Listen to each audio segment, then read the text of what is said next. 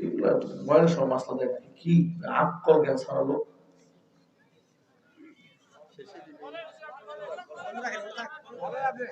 না এই স্লিপ গুলা বয়ানের মাঝখানে দেওয়ার কারণটা কি?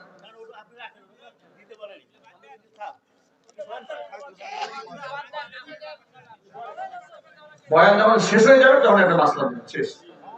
বয়ানের মাঝখানে সময় কমেন বারবার ঘুরে দেখতেছি আমি। বিগত জীবনে আমরা আলেমুল আমাদেরকে কারারুদ্ধ দেখেছি, জেল খাটতে দেখেছি, জরিমানা দিতে দেখেছি, ফাঁসির মঞ্চে উঠতে দেখেছি। আগামীর বাংলাদেশ আলেমুল আমাদের রক্তের বিনিময়ে কোরআনের বাংলাদেশ রচিত হবে ইনশাআল্লাহ।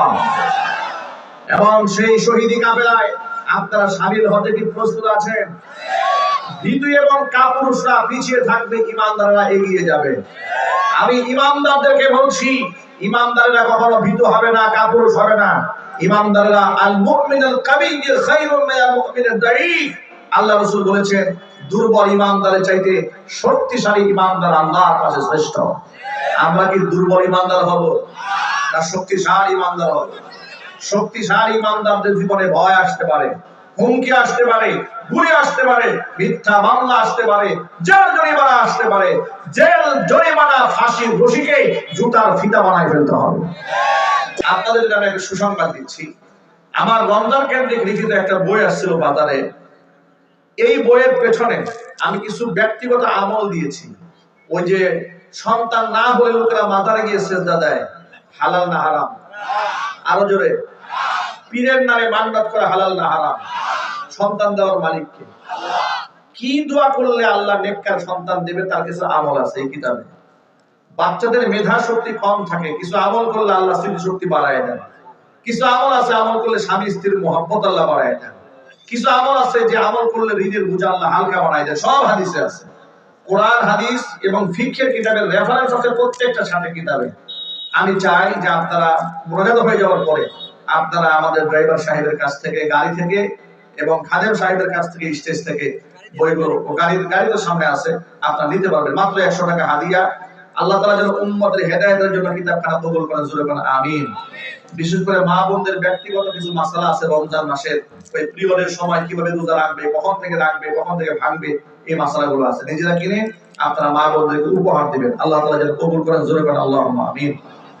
আজকে যে সমস্ত ভাইরা এই মাহফিল আয়োজন করেছেন, অন্তরস্থল থেকে তাদের জন্য দোয়া রইল, ভালোবাসা রইল। আল্লাহ পাক যেন প্রতি বছর আরো বিশাল বিশাল তাফসীর আয়োজন করে এই মানুষদেরকে হকের কথা শোনাতে পারে, সেই তৌফিক আল্লাহ পাক দান করেন।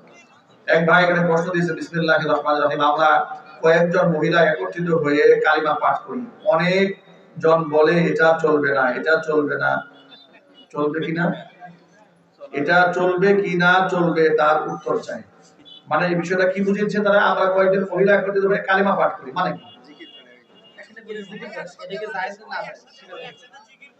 কি? উচ্চ আওয়াজে? এখানে বলি, কথা ক্লিয়ার করে দেই। মেয়েরা যেমন পর্দা, আর নিসাউ আওরাতুন কুল্লুহা, নারীরা প্রতিটা অংশেই পর্দা, তার কণ্ঠের আওয়াজও পর্দা। যদি পরপুরুষ আওয়াজ শুনতে পায় তাহলে হারাম হয়ে যাবে। কথা বলেন ঠিক কিনা বলেন? পরপুরুষ নারীদের আওয়াজ শুনতে পারবে না, জিকির আওয়াজও শুনতে পারবে না, গজলের আওয়াজও শুনতে পারবে না, কোরআন তেলাওয়াতের আওয়াজও পরপুরুষ শুনতে পারবে না। যদি আপনারা এটা গোপনে করেন, আস্তে আওয়াজে করেন, এতে কোনো অসুবিধা নাই। কিন্তু মনে রাখবেন, প্রকাশ্যে এগুলা করা যাবে না। আল্লাহ তাআলা জাহিরি আওয়াজে মেয়েদের জিকির করা যাবে না।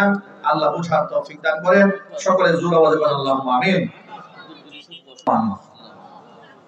ربنا ظلمنا أنفسنا وإن لم تغفر لنا وترحمنا لنكونن من الخاسرين